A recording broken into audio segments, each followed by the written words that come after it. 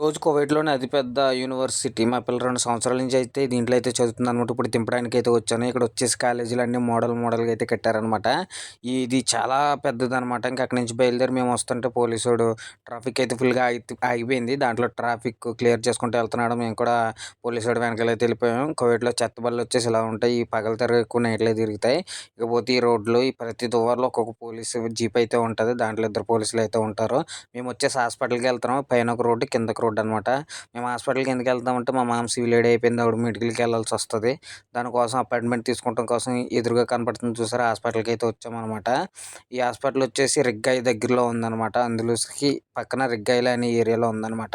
మేమైతే అక్కడి నుంచి లోపలికైతే వెళ్ళిపోయాం. ఇక్కడ వచ్చేసి 3 హాస్పిటల్స్ అయితే ఉన్నాయి. దీంట్లో ఒక దాంట్లోకి అయితే మా పిల్లోడు వెళ్ళాడు. అపాయింట్మెంట్ తీసుకుంటానికి మా పిల్లోడు అపాయింట్మెంట్ తీసుకొని వచ్చేసాడు. ఇంకా అక్కడి నుంచి ఇంటికైతే బయలుదేరి అయితే మేము వచ్చేసాం. ఈ వీడియో నచ్చితే లైక్ చేసి సబ్స్క్రైబ్ చేసుకోవడం మట్టుకు మర్చిపోకండి మామ.